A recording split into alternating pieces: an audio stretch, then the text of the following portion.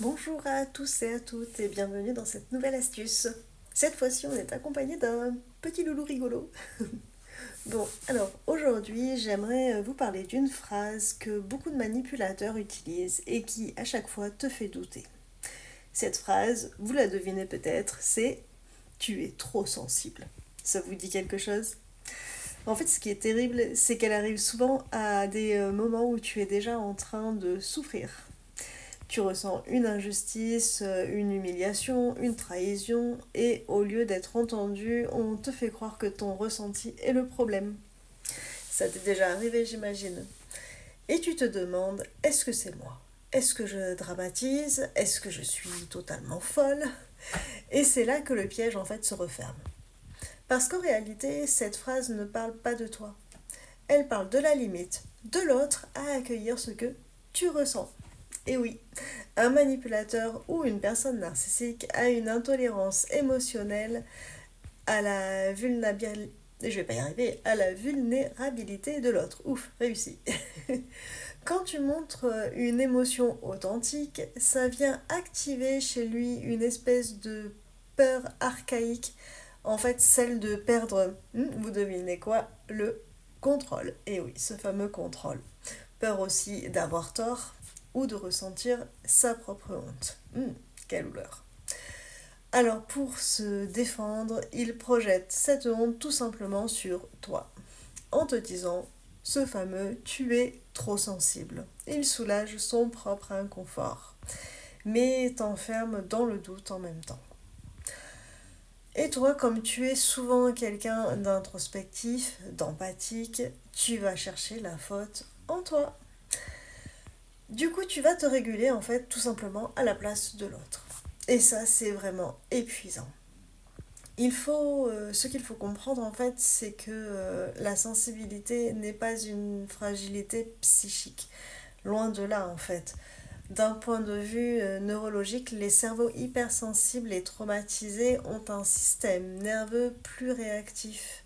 C'est-à-dire qu'ils détectent plus vite les signaux de danger, même subtils. C'est ce qu'on appelle un système limbique affiné.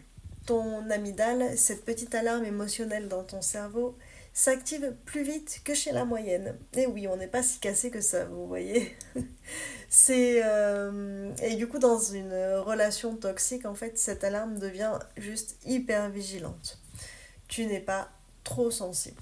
Tu es une personne qui a appris à survivre dans un environnement où la sécurité émotionnelle n'était pas du tout garantie. Donc forcément, être sensible, c'est percevoir les nuances, les micro-variations de ton environnement, les incohérences dans le comportement de l'autre, et en fait c'est juste ton radar de vérité. Et c'est précisément ce que certaines personnes toxiques ne supportent pas du tout. C'est que toi, tu vois clair. Alors au lieu de te couper de ta sensibilité, ne fais surtout pas ça, je t'invite à la réhabiliter. Voici quelques conseils concrets validés pour la plupart par les approches thérapeutiques les plus récentes. Donc en numéro un, je vais vous proposer de reprogrammer ton système nerveux. Quand tu te sens submergé émotionnellement, commence par ralentir la respiration. Comme on le sait, la respiration fait énormément de choses. Donc inspire sur 4 temps, bloque sur 2 et expire sur 6. Cette technique vient du docteur Stéphane Porges, créateur de la théorie polyvagale. Si vous connaissez, elle aide ton nerf vague à signaler à ton cerveau que tu es en sécurité. En numéro 2, tu vas déprogrammer le réflexe de justification. Tout simplement, quand quelqu'un te dit tu es trop sensible, ne cherche pas à te défendre. Dis-toi simplement ce que je ressens m'appartient. Et il n'a pas besoin de le comprendre pour que ce soit légitime, tout simplement.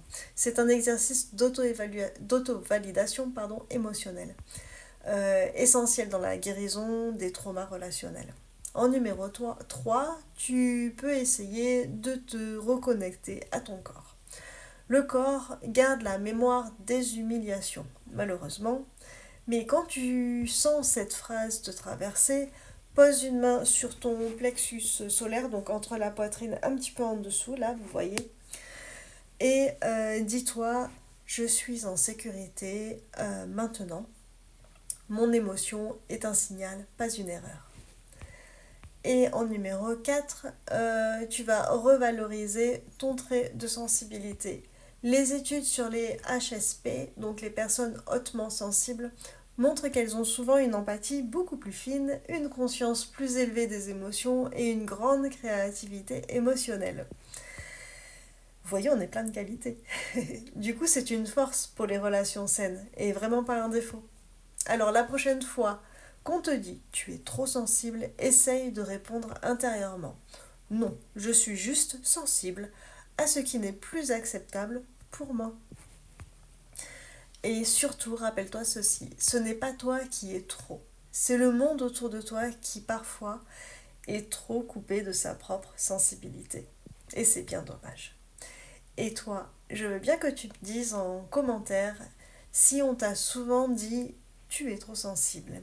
Et aujourd'hui, comment tu choisis d'y répondre? Peut-être dis-moi aussi auparavant comment tu choisissais d'y répondre. J'aimerais vraiment lire ton expérience et comme d'habitude, elle aidera certainement d'autres femmes à se sentir moins seules. Merci encore une fois pour cette écoute et je vous souhaite une très belle journée ou une belle soirée. Au revoir.